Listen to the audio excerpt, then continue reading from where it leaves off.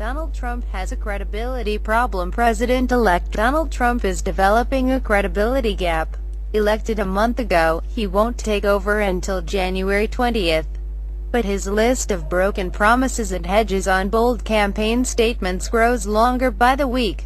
One of his recent departures from what conservatives expected of him came when he pressured the Carrier gas, furnace and air conditioner company to keep hundreds of jobs in Indiana rather than shift them to lower-cost Mexico.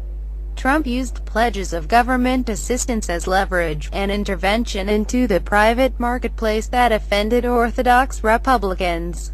Sarah Palin, a Trump supporter and the GOP vice presidential nominee in 2008, said it looked like Trump was practicing crony capitalism, in which government tips the scales toward favored interests, a process which Trump condemned during the campaign. He made conservatives even more nervous this week when he met privately at his New York penthouse with former Vice President Al Gore, a longtime advocate of aggressive U.S. action to reduce climate change. During the campaign, Trump said climate change was a hoax perpetrated by the Chinese government. Now he seems willing to listen to other voices, including Gore's.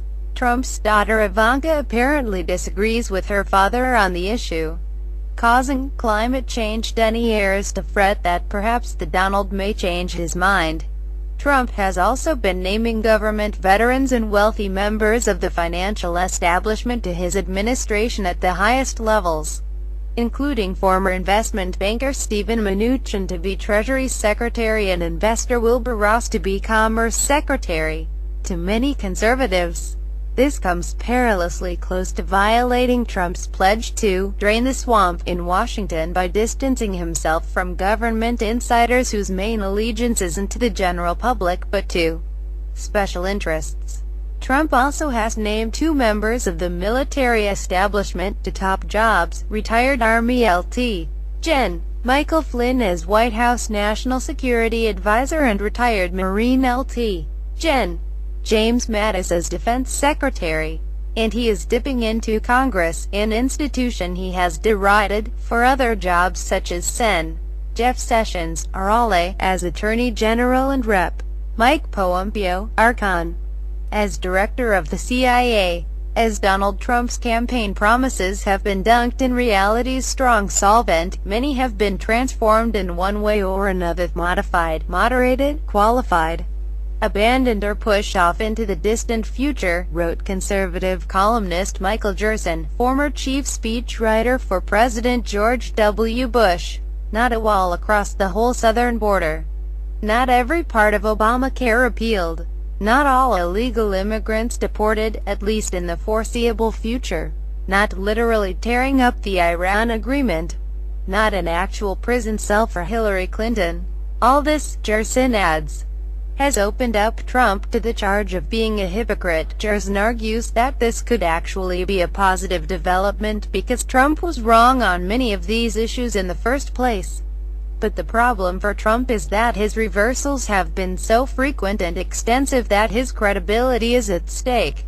His changes of mind raise serious questions about what he will stand for when he takes office January 20th. Many Trump supporters don't seem to care at this point, based on the enthusiasm shown at his rallies since the election.